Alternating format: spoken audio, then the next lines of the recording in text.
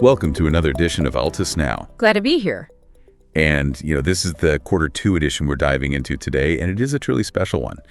Because this quarter, we're actually celebrating 16 years of ALTUS Malaysia. Yeah, 16 years. That is a massive milestone. It really is. I mean, 16 years ago, this whole thing was just like a vision. Right, just an idea on paper. Exactly. And today, they're this total logistical powerhouse, moving cargo across oceans, flying helicopters, powering these massive cross-border supply chains. It's a remarkable trajectory, honestly. We're extracting the milestones, the missions, and, well, the stories of the Altusians who actually make all of this happen. Yeah, and I think what's important for you listening is that we aren't just looking backward at the last 16 years. Right. We're looking at how their current operations, everything from aviation to human resources, how all of that is actively laying the groundwork for the future. Totally.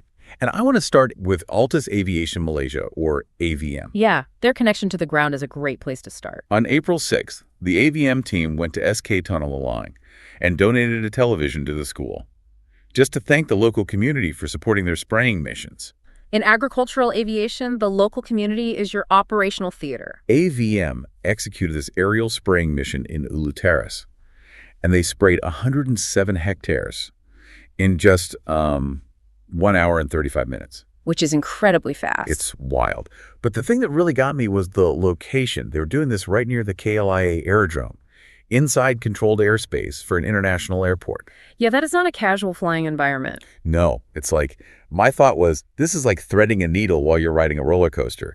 Why is doing this near KLIA such a massive deal? Well, what's fascinating here is the absolute zero margin for error. It's not just invisible boundaries on a map. You're dealing with literal physics. Physics, like wind and stuff. Exactly. Commercial jets, when they take off and land, they generate this immense wake turbulence. Oh, like those horizontal tornadoes that spin off the wings? Right, exactly. And they linger in the air. So if a smaller agricultural helicopter hits that wake turbulence at a low altitude, That's bad. It's catastrophic.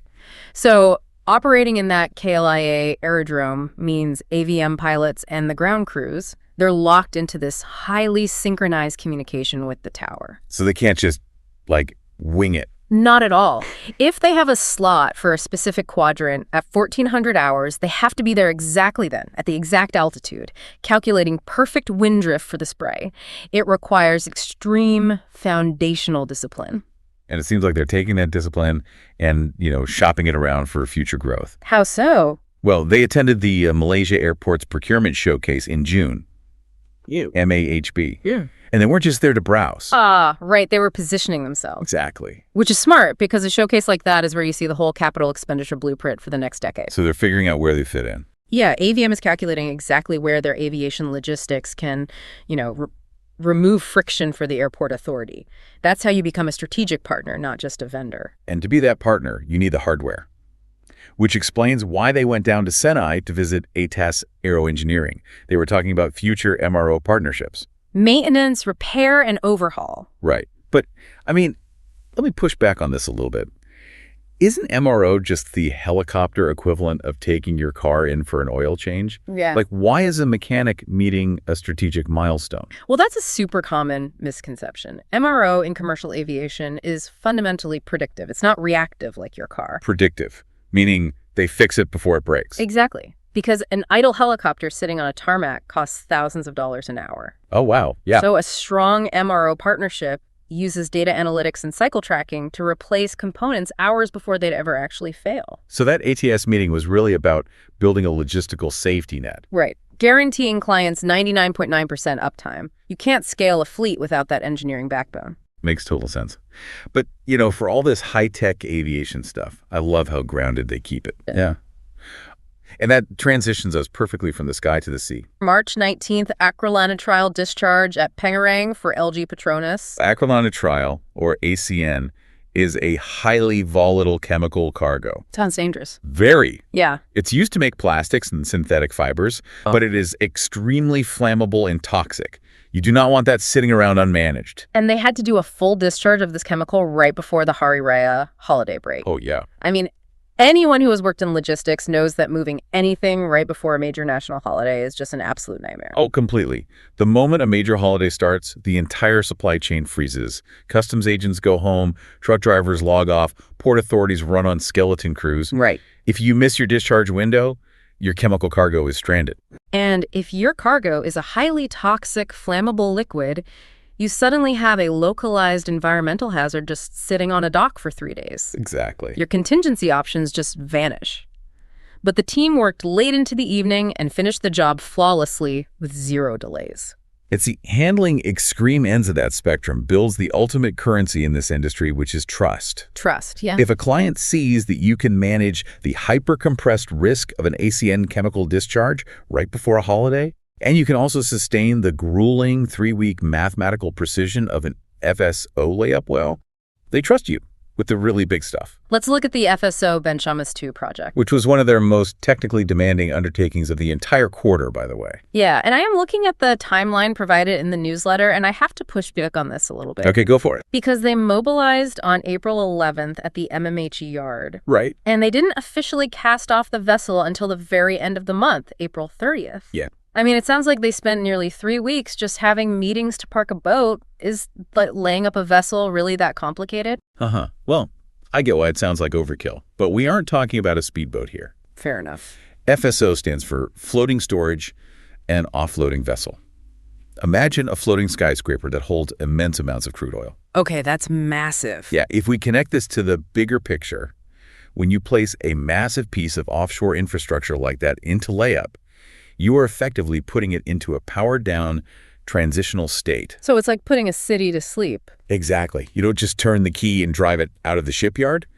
The sheer physics of moving something that heavy require a massive orchestration of moving parts.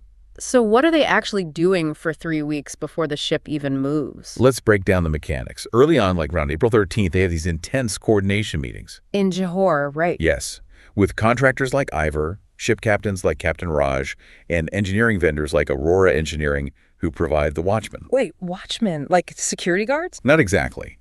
A watchman isn't a security guard looking for trespassers. They are highly specialized personnel, making sure the internal systems of a power-down vessel don't fail, leak, or catch fire. Oh, wow. Okay, so that's the meetings. What about the physical prep? Well, then you move into the actual physical preparations, things like chain link installations, and they're conducting seabed and soil surveys. Why do they need to know what the dirt at the bottom of the ocean looks like? Well, because of how anchors actually work. Okay. The holding power of an anchor doesn't just come from its weight. It actually comes from how the flukes bite into the ocean floor and how that massive steel chain drags along the bottom to create friction. Huh. I never thought about that. Yeah, so if you drop a multi-ton anchor into soft sleet, it might just drag indefinitely and your floating skyscraper just drifts away. That would be bad. Very bad. And if you drop it onto solid bedrock, it won't bite at all. So they have to survey the seabed to find the exact right composition of mud and clay to ensure the vessel stays exactly where they park it. Okay, that makes a lot of sense. And the source also mentions they're waiting on an MWS to endorse the landing craft tank that helps move this equipment. Right, the Marine Warranty Surveyor. What exactly is their role? The Marine Warranty Surveyor is essentially the ultimate safety referee for the maritime insurance companies. Insurance. Yep. When you are dealing with hundreds of millions of dollars of infrastructure, the MWS has the legal power to veto the entire operation if the math doesn't perfectly add up. So they're reviewing all those seabed surveys you mentioned. Exactly. The surveys, the weather forecasts, the tension strength of the chain links, every single step is a gate that must be unlocked by the surveyor before the next one can open. So this whole month-long maritime operation is basically a giant exercise in applied physics. It really is. And it finally culminates on April 29th at 1300 hours when the first anchor is successfully deployed. Yep. And then the very next morning, April 30th at 0742 hours, the Ben Chamas 2 casts off toward its layup location in Kuala Sungai, Johor, perfectly on schedule. 3 weeks of invisible tension and meticulous surveys for a flawless departure. And that reputation is exactly what opens doors on a much larger regional scale. Absolutely. We see that play out with a major signing ceremony in Kuala Lumpur.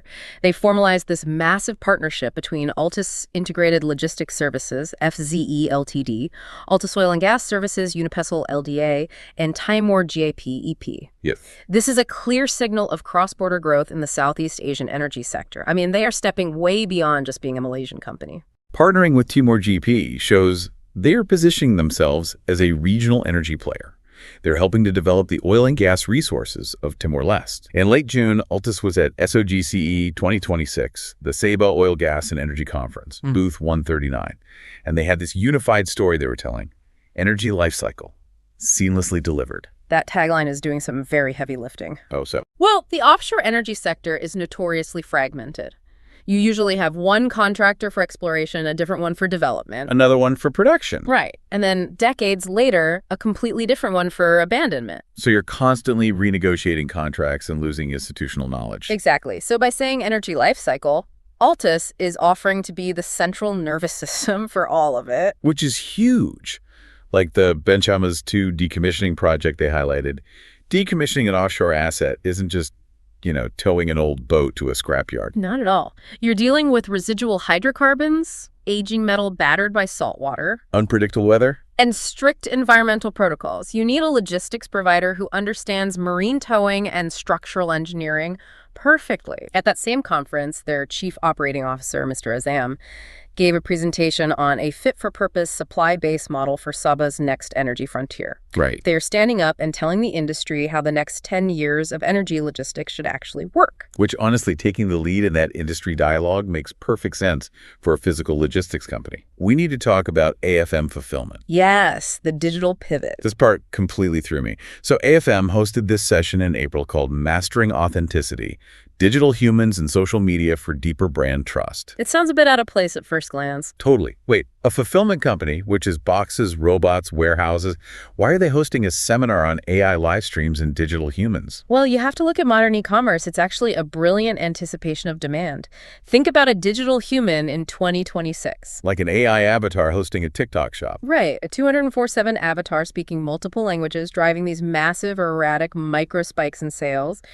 Oh, I see. If an AI goes viral at 3 a.m. and sells 10,000 units, The digital side handles it effortlessly, but in the physical world. someone still has to pack 10,000 actual cardboard boxes. Exactly. That's the friction point.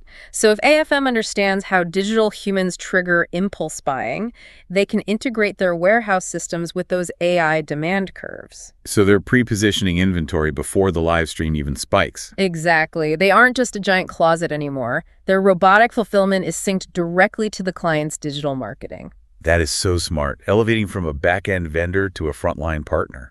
Because in 2026, the supply chain starts at the point of digital engagement, not the warehouse door. They're showing their clients, we understand how AI is revolutionizing your customer engagement, and we are building the resilient physical supply chain necessary to back up those digital promises. It proves they aren't stuck in the past. And it really highlights the overarching theme of this 16th anniversary newsletter. Despite all the focus on massive physical machinery and cutting-edge AI, the core of ALTUS's culture seems to be a massive investment in the human mind. It really does. You see it in the little things like the quirky crossword puzzles and the history challenges they included in the newsletter just to keep things fun for the employees. And that brings us to the internal culture. Looking at the support services and HR pages, there was the Standard Safety and Health Committee meeting, but then they highlighted the Prisma 2026 forum. This is a crucial pivot. Yeah, they sent 2 certified psychological first aiders, Mrs. Delilah and Mrs. Aquila, to this event. And this raises an important question, right? Because for decades, occupational safety and logistics was just about hard hats and avoiding chemical spills. Which they are great at. I mean, they hit 1 million LTI-free hours in oil and gas. Lost time, injury-free, it's a phenomenal physical safety record. Huge. But the Prisma guidelines show that modern hazards aren't always physical. They're invisible. It's cognitive overload. It's burnout. Well, yeah. If a dispatcher is managing 30 shipments and their phone is blowing up with AI alerts, The stress is intense. And a fatigued, anxious dispatcher is mathematically more likely to make a critical error. Like miscalculating a payload. Exactly. So psychological first aid isn't about therapy. It's an operational intervention. Delilah and Aquila are trained to spot the biological markers of cognitive fatigue. So they can de-escalate it before a mistake happens. Right. The newsletter called it building minds that bend without breaking. It's the new frontier of safety. I love that phrase.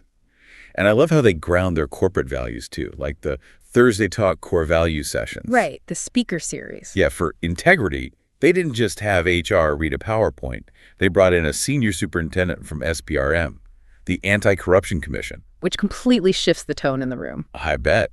You've got an active corruption investigator standing there. It forces people to confront the real mechanics of ethics, doing the right thing when no one is watching, vendor gifts, all those gray areas. Real-world stakes. And they did the same for teamwork. They brought in Pusat Zakat, PPZ, MAIWP. Tying teamwork to the concept of zakat, or charitable giving. Yeah, showing that your responsibility extends beyond just your coworkers out into the community. It perfectly mirrors that television donation we talked about earlier. It's a very cohesive internal culture. And HR is doing some fun stuff too. They launched this outdoor exercise initiative with a video contest running until December. Got to get people out of those desk chairs. Right. But my favorite thing? The e-wallet token birthday gift. Ah, yes. The micromechanics of HR. It's the death of the forced corporate pizza party. You don't have to gather around stale cake anymore. You get an e-wallet token. It gives them autonomy. Exactly. Buy a coffee, save it, whatever. It treats employees like adults. Yeah. But here is where it gets really interesting for the listeners. The gamification of the anniversary. Yes. The ALTUS 16 years special challenges. They didn't just print a history report. They turned it into a game with actual prizes for Altusians. Which is brilliant for knowledge retention. Challenge 1 is this crazy anniversary crossword puzzle. You have to know the specific business units, like knowing AFM's tagline is Smart Robotic Fulfillment. Or remembering the exact number of LTI-free hours in O&G. The 1 million hours.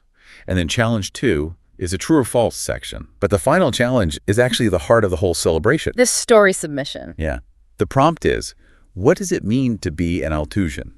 Is it the friendships, the culture on tough days? It's a great way to crowdsource their cultural identity for the next decade. Those stories become the onboarding materials for the next generation. Totally. So for the Altusians listening, here is your call to action.